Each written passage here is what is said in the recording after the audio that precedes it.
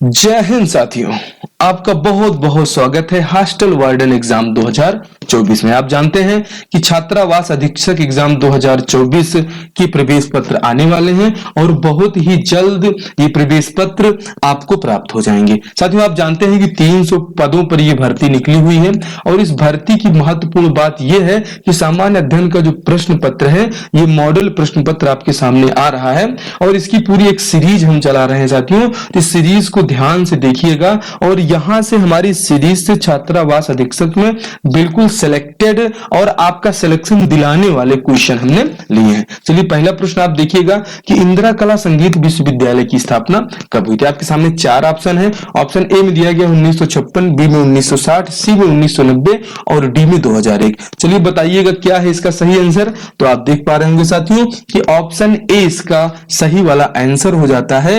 इंदिरा कला संगीत विश्वविद्यालय की स्थापना साल 1926 में हुई थी। अच्छा, हम आपको यह भी बताते हैं साथियों कि जो इंदिरा कला संगीत विश्वविद्यालय है इसकी स्थापना राजा बीरेंद्र बहादुर सिंह द्वारा नवीन जिला जो खैरागढ़ गंडई छुई खदान है इसमें जो है किया गया है और तत्समय ये राजनांदगांव और छत्तीसगढ़ का पार्ट हुआ करता था।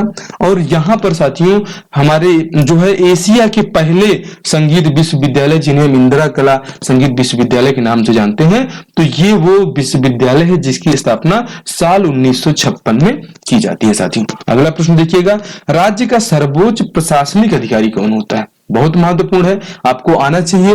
मुख्यमंत्री होते हैं, मुख्य सचिव होते हैं, अपर संचालक होते हैं या राज्यपाल होते हैं। तो चलिए देख लीजिए कि राज्य का सर्वोच्च अधिकारी कौन होता है साथियों। तो मुख्य सचिव जो होता है ऑप्शन बी में दिया गया है कि राज्य का सर्वोच्च प्रशासनिक अधिकारी मुख्य सचिव होता है। इनके और भी बहुत सारे गुण होते हैं। देखिए, मुख्य सचिव मंत्रिमंडल का मुख्य सलाहकार होता है। जो हमारे राज्य का मुख्य सचिव है, आप जानते हैं कि विष्णुदेव साय जी के नेतृत्व में जो है छत्तीसगढ़ के वर्तमान मंत्रिमंडल का गठन हुआ है और इसमें जो भी इसके मुख्य सचिव साथियों हो जाते हैं वो है कौन, अमिताभ जैन जी। अमिताभ जैन जी इसके सचिव हैं और मुख्य सचिव जो होता है साथियों ये समस्त लोक सेवकों का मुखिया माना जाता है। ध्यान से देखिए, मुख्य सचिव समस्त लोक सेवकों का मुखिया माना जाता है। साथ ही साथ वर्तमान में छत्तीसगढ़ के मुख्य सचिव अमिताभ जैन है। तो इस प्रश्न का उत्तर आपको मिल चुका है। राज्य का सर्वोच्च प्रशासनिक अधिकारी कौन है, आप बताएंगे मुख्य सचिव। मुख्य सचिव के और भी बहुत सारे महत्वपूर्ण कार्य हैं जो एग्जाम में पूछे गए। सीजी व्यापम इसको पूछता है।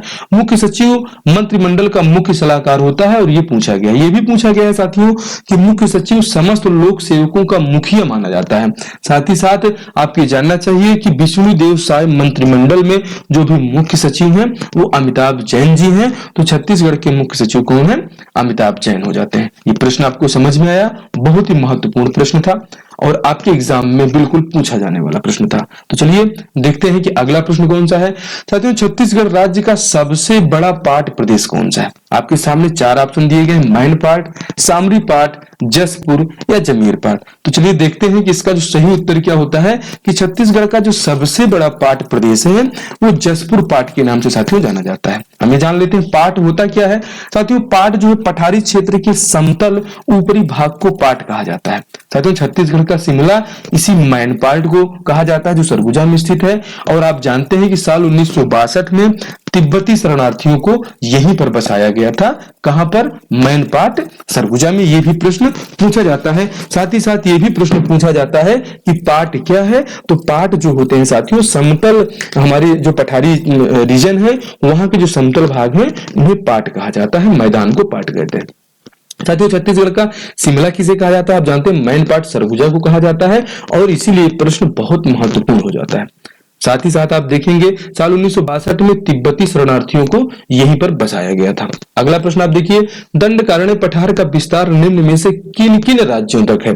आपके सामने चार ऑप्शन है। ऑप्शन ए में दिया गया है छत्तीसगढ़, बिहार, उड़ीसा। ऑप्शन बी में है तेलंगाना, महाराष्ट्र, आंध्र प्रदेश। ऑप्शन सी में दिया गया है छत्तीसगढ़, तेलंगाना, आंध्र प्रदेश, ओडिशा। और ऑप्शन डी में दिया गया है मध्य प्रदेश, छत्तीसगढ़, महाराष्ट्र और उड़ीसा। तो चलिए इसका उत्तर हम देख लेते हैं, इसका सही वाला उत्तर क्या होने वाला है साथियों। तो आप देख रहे हैं ऑप्शन सी, छत्तीसगढ़, तेलंगाना, आंध्र प्रदेश और उड़ीसा में ये फैला हुआ है दंडकारण्य रीजन, जहां पर भगवान राम ने अपनी यात्रा भी की है। और साथ ही साथ दंडकारण्य जो परियोजना है साथियों, ये बस्तर में संचालित है। बस्तर संभाग पूरा का जो पूरा बस्तर संभाग के हमारे 7 जिले हैं, वो सभी जिले इसी दंडकारण्य रीजन में आते हैं। आपको ये भी जानना जरूरी है कि ये जो दंडकारण्य रीजन का विस्तार छत्तीसगढ़ में है, उन्हीं बस्तर संभाग में दंडकारण्य रीजन जो है पाया जाता है। तो आपको ध्यान रखना है कि दंडकारण्य के पठार का जो विस्तार है छत्तीसगढ़ में है, तेलंगाना में है, आंध्र प्रदेश में है और उड़ीसा में है। ठीक है, आगे बढ़ेंगे। अगला प्रश्न आप बताएंगे साथियों, लाल पीली मिट्टी जिसे मटासी के नाम से भी जानते हैं एवं काली मिट्टी जिन्हें कन्हार मिट्टी भी कहते हैं, इनके मिश्रण को किस मिट्टी के नाम से जाना जाता है। आपके सामने 4 ऑप्शन है। टिकरा बहुत महत्वपूर्ण है, अगर आप जो है एग्जाम की तैयारी कर रहे हैं तो टिकरा मिट्टी के बारे में आपको पता होगा। परिया मिट्टी, लेटराइजेशन क्या होता है ये भी पता होगा, और डोरसा किसे कहते हैं इसका उत्तर भी आपको मिल चुका होगा। चलिए देख लेते हैं कि लाल पीली जो मिट्टी है हमारी, जिसे मटासी या कन्हार के जो मिश्रण को क्या कहा जाता है साथियों, तो इसे हम कहते हैं डोरसा। ऑप्शन डी में दिया गया है, एक बार ध्यान से देख लीजिए, डोरसा ऑप्शन डी इसका सही है साथियों। बस्तर के ढालों में पाई जाने वाली मिट्टी को टिकरा कहते हैं, ऑप्शन ए में दिया गया है। आखिर में टिकरा क्या है, तो टिकरा मिट्टी जो होती है साथियों, बस्तर के ढालों में जो पाई जाने वाली मिट्टी है, पहाड़ी के नीचे जो मिट्टियां पाई जाती हैं, ढलानों में जो मिट्टियां पाई जाती हैं, उन्हें हम टिकरा मिट्टी कहते हैं। साथ ही साथ अब ये जाने कि जिस पर खेती न की जा रही हो उसे परिया मिट्टी कहते हैं। आप ऑप्शन बी में देख रहे हैं, परिया मिट्टी भी आपको जानना चाहिए। और लिटराइजेशन का संबंध साथियों मिट्टी से है, और मटासी और कन्हार मिट्टी के मिश्रण को डोरसा कहा जाता है। ये आपको याद रखना है, आपके एग्जाम में ये पूछा जाने वाला है। जल धारण की क्षमता सर्वाधिक होने के कारण चिका, जिसे आप क्ले के नाम से जानते हैं, की सर्वाधिक मात्रा किस मिट्टी में होती है। आपके सामने 4 ऑप्शन है, लेटेराइट, लाल बलुई, काली मिट्टी या कन्हार या डोरसा। तो डोरसा तो आपने भी देखा ही कि डोरसा क्या था साथियों। तो डोरसा आप देख रहे हैं कि लाल पीली जो मिट्टी होती है हमारी, काली मिट्टी जो होती है, लाल पीली मिट्टी को सिंपल में आप मटासी कह सकते हैं, काली मिट्टी को कन्हार कह सकते हैं। तो जो मटासी और कन्हार के मिश्रण को क्या कहते हैं, डोरसा कहते हैं। और यहां भी ऑप्शन डी में दिया गया है। आपको बताना है इस प्रश्न का सही उत्तर क्या होने वाला है साथियों, कि जल धारण की क्षमता सर्वाधिक होने के कारण क्ले की सर्वाधिक मात्रा किस मिट्टी में पाई जाती है। तो जो हमारी कन्हार मिट्टी है, ऑप्शन सी में दिया गया है, इस कन्हार मिट्टी में साथियों क्ले की सर्वाधिक मात्रा पाई जाती है। ध्यान से देख लीजिए, ऑप्शन सी आपका इसमें सही है। साथियों काली मिट्टी को कन्हार के अतिरिक्त भर्री या रेगुर मिट्टी के नाम से भी जाना जाता है। साथ ही साथ आप देखेंगे कि इसका निर्माण बेसाल्ट युक्त चट्टानों के अपरदन से होता है, लावा से जो मिट्टी निर्मित हुई है उसी को कहा जाता है साथियों, जो है ये हमारी कन्हार मिट्टी। काली मिट्टी को कन्हार मिट्टी भी कहते हैं।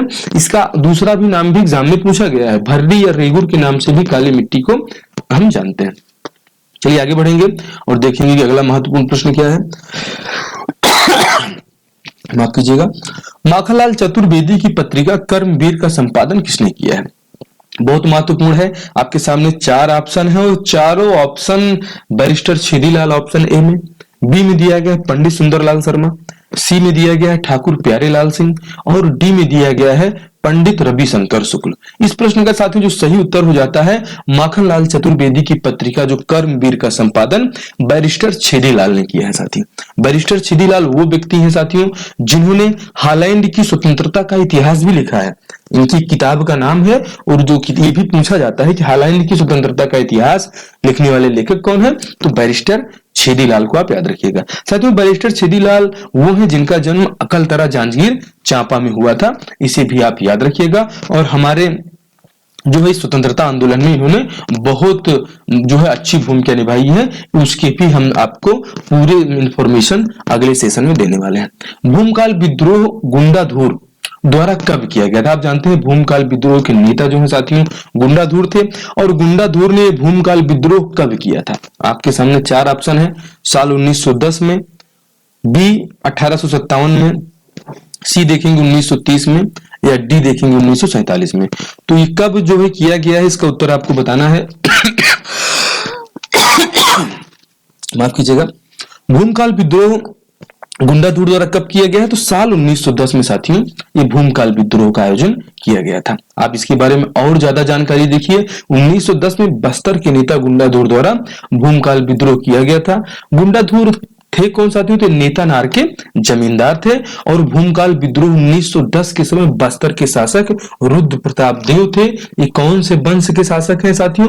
तो काकतीय वंश के ये शासक हैं। क्या ये सही है? कमेंट करके जरूर बताइएगा। तो इस प्रश्न का उत्तर मिल गया है कि भूमकाल विद्रोह गुंडाधुर द्वारा साल 1910 में किया जाता है। गुंडाधुर नेता नार के जमींदार थे, ये भी पूछा गया है। और भूमकाल विद्रोह के समय शासक बस्तर में कौन थे? तो रुद्र प्रताप देव। ये तीनों पॉइंट्स को भी आपको याद रखना है, ये आपके एग्जाम में छपेगा साथियों। आगे बढ़ते हैं। काकतीय वंश के संस्थापक कौन थे? बहुत महत्वपूर्ण है। प्रवीर चंद भंजदेव, अन्नम देव, अजमेर सिंह या प्रफुल्ल कुमारी देवी। बहुत महत्वपूर्ण है और इसका उत्तर आपको बिल्कुल आता होगा, नहीं आता है तो हम बताते हैं। अन्नम देव साथियों काकतीय वंश के संस्थापक थे। अन्नम देव के बारे में ये माना जाता है साथियों कि जो काकतीय वंश है इसका शासन बहुत लंबा चला। साल 1324 से स्टार्ट होता है और 1961 ईस्वी तक भारत की आजादी के बाद भी आप देखें कि और इनके महल भी आपको बस्तर में मिलेंगे भंजदेव जी के। तो आप बस्तर में जाते हैं तो बस्तर के जो मुख्यालय है जगदलपुर में इनके महल भी देखने को मिलते हैं। आप जानते हैं काकतीय वंश की कुल देवी दंतेश्वरी माता है जो दंतेवाड़ा जिले में वर्तमान में है और जिन्हें अन्नम देव द्वारा संकिनी डंकिनी नदी के संगम स्थल पर ग्राम तराला में स्थापित किया गया था। किसके द्वारा? काकतीय वंश के राजा अन्नम देव के द्वारा, जो काकतीय वंश के संस्थापक भी माने जाते हैं। और जो दंतेश्वरी माता मंदिर है इसकी स्थापना इन्होंने किया था संकिनी डंकिनी नदी के संगम पर। और आज के समय में ये साथियों एक बहुत ही बेहतरीन और बहुत ही जो है दयावान, सभी को फलदायी जो है ये स्थान माना जाता है दंतेवाड़ा का। और यहाँ पर लोग जो है अपनी श्रद्धा के साथ नवरात्रि में बहुत ज्यादा मात्रा में यहाँ पर जाते हैं।